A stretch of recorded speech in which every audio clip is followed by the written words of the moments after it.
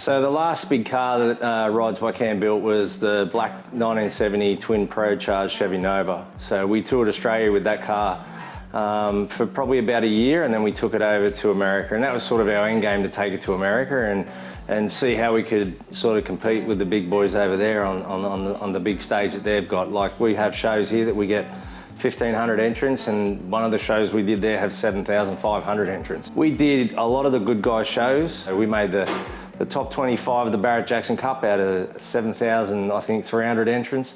And then we made the top 20 for Street Machine of the Year in Ohio at the Good Guys PPG Nationals out of 6,800 entrants. It's just phenomenal. The car scene here is like this, but then you get to America and it's like this.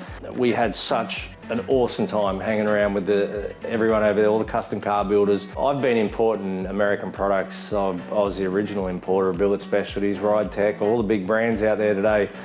I started importing that stuff 20 years ago. So I've had relationships in America for a long time and always wanted to see what it was like to actually take a car to America. So it's a lot of money you've invested in this thing, but sometimes you've just got to have some trust in people and you know, follow some goals in your life. It was a business element, yes, because I was portraying Rides By Kam when I was there, but it was more of a personal thing for me to do too, because I really wanted to go and enjoy and experience and compete against these guys that I'd been looking at. You know, I'd known a lot of them for years and I'd seen their cars for years. The Nova, we did a year in America and we toured around, and it was hard and it cost me a lot of money to tour around. We were always making top 10. And which is, don't get me wrong, it was awesome. I was so proud to be there, but I wanted to know what was stopping us from getting into like top 3. The Nova had custom taillights, it had a custom grille, and it had a custom set of headlights, and these are just 3 examples. But they were custom taillights, headlights, and a grille that you, me, and 5 other people could buy if you knew where to buy it from. So because of that reason, you lose points, because it's a part that anyone can go and buy off the street. What they judge you on is stuff that people can't buy off the street and the talent of your work. So if you're using something that you can buy and 10 other people can buy, they're not going to look at it as a special part, because you've, in their eyes, you know, that's what will dock points off yours, and the car next to you that has a custom set of headlights will get some more points over you. And that's what was keeping us out of the top 5 cars around the country. So. And luckily for us, we know Craig Jackson from Barrett-Jackson, so we were lucky enough to get into the Saloon Series and get our car auctioned at the right time and get really big money for it. So I mean, I think that car fetched like 385,000 Australian dollars. Like, it's pretty, you would not get that here. Look, the car scene over there is a little bit different. One thing I really do love about the scene over there is they really, really focus on the car builder. The car builder can't be artistic and build a masterpiece without the guy funding it. So, you know, it's a big thing, yeah. We didn't even know this in the beginning, but apparently the Novas are the ugly duckling of the GM family. So we took something that was probably not done as often and did our best with it, and everyone loved it. So the reason behind the Challenger was very similar. So the Cuda is usually the Hemi that everyone usually goes for, the 1970 Cuda. Probably about the 3/4 mark of the tour with the Nova is when I started planning the Challenger in my head. I kind of kept it to myself. I did have a lot of the ideas thought out, but the second the Nova sold, it would have been within 1 week, I'd already bought the Challenger and pretty much majority of its parts. Every time I build a car for myself, it's more about a challenge for myself. I'm competing against myself to build something bigger and better and more innovative than the last one I built. But I do like to obviously be proud of what I've built and have it portrayed through the business.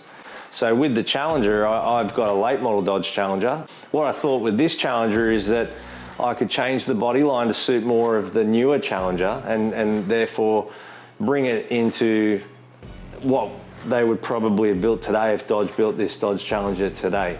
So with this car, it is probably a bit harder in our country to have people know what they look like original. So with Australians, a lot of Australians might not know that the line goes the other way. And as soon as any American has seen this car, they know exactly what it was. They knew exactly where the body lines were.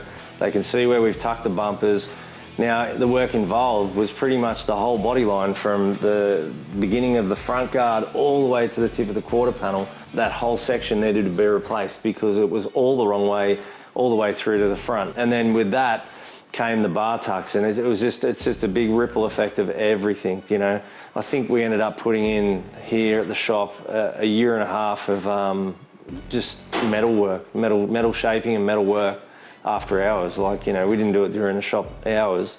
Ended up having 14-hour days because we're starting in the morning and then doing shop work in the daytime, and then working on the Challenger after hours again and doing Saturday and Sundays on it. So, you know, I think with this car in particular, over any of the builds that we've done in the past, there's so many areas that have been modified, but there's so many areas that people might not even know they've been modified. Like I've really tried to keep, and a lot of people will probably argue the fact on this, but it just depends if you're an authentic car, muscle car builder, or you're a custom car builder. So in the custom car building side of things, I've really tried to keep traditional with the Dodge.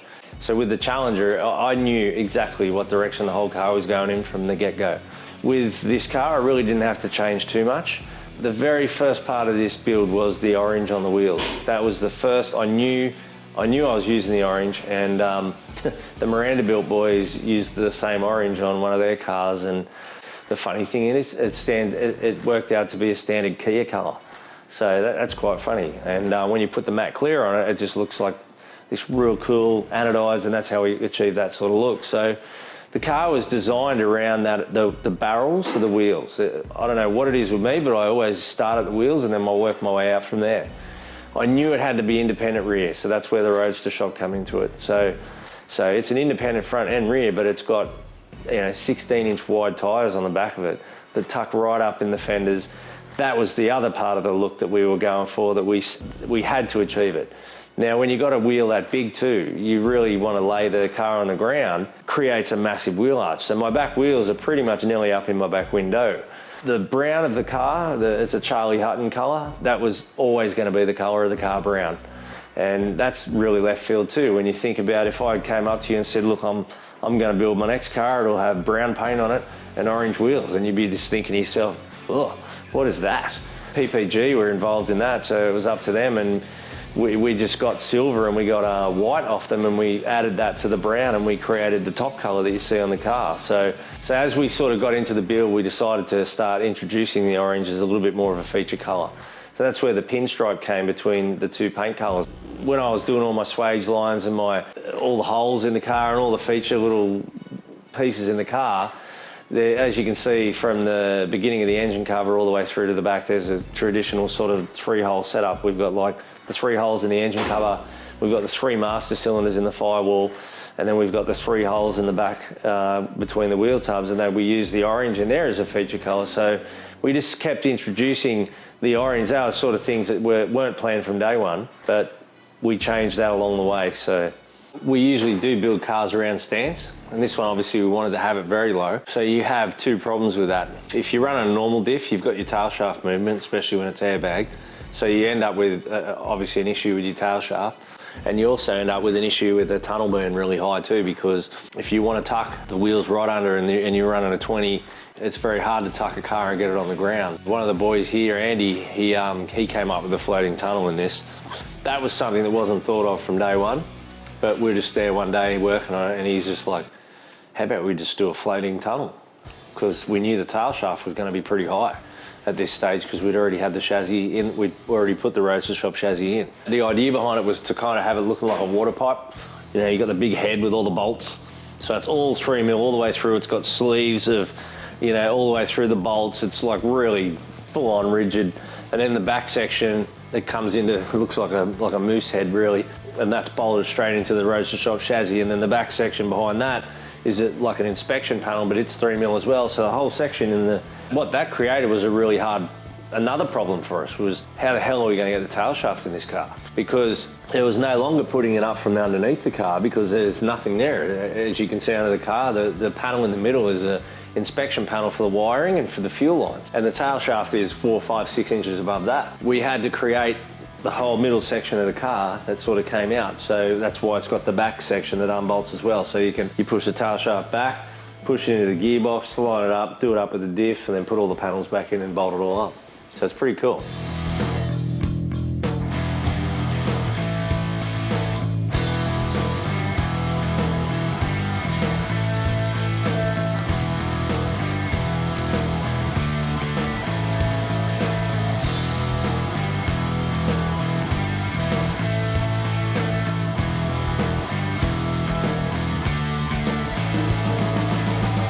It's in theory had a body drop like a mini truck really. It's kind of been cut out like an RC shell. The whole car was plasma cut out. We had it all jigged up on a table, and then we just slid the new chassis underneath it, put the chassis up to the jig, and then we got our wheel placement from there. We do things a little bit different with our cars. We do drive them. We make them look pretty as whatever underneath. They're all detailed, and I mean, you know, today we took half the mud from the racetrack home with us, and rocks and whatever you can think of. I think we spent 6 hours cleaning underneath it between one person if you put it into one person's hours. It's important to try and keep the undercarriage as clean as you can for some of your shows, but at the end of the day, I'm not going to worry if it gets chips, marks and scratches on the underbody from driving it, because I do want to drive the thing, I do want to enjoy it, and every time you are driving it, you hear the ting-ting, the rocks flying around, you think, oh God, but you know, what do you do? I mean, I don't want to wrap it in cotton wool. So there's obviously two ways to build cars. There's your show cars, which some of those people don't even turn the engines on. They don't even want to get any marks in their exhaust systems, and you know, they want to put heat in things. They don't want to have marks in their brakes. And you know, then there's the element of having a show car that you can actually drive. So with our car, it had to stop. It's got a lot of horsepower, it's got to work, it had to have good brakes that worked, it had to have a fuel system that worked properly, it had to have every component that in the car had to do its job properly. So I don't like covering the bolt. I mean, if you ever need to get to your bolt in a hurry, if something is going on and you need to adjust something, then you've got to pull all these covers off and glue them all back on again, or however they're held on, I don't know. We've never used them. The hardware is the hardware. It's there for a reason. It's there to hold the components together. So there's no way I'm going to compromise the grade of the bolt or anything like that to make it look better.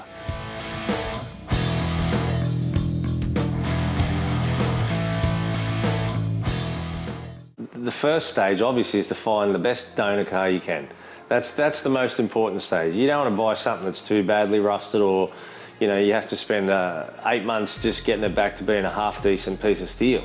The most important part of the build, for this build in particular, was to get it onto a level table, all braced up, all ready to go, so that you could cut it when you needed to cut it. And basically we did. We cut the whole firewall off, the whole front end off it, we cut all the floor out, we cut all the parcel tray out, we cut all the boot floor out, and it was essentially a remote control car shell like we all had as kids. You know, you just pull your pins out and you pull the shell off and you put another shell on. So that's basically what we had left, the outer shell of the car.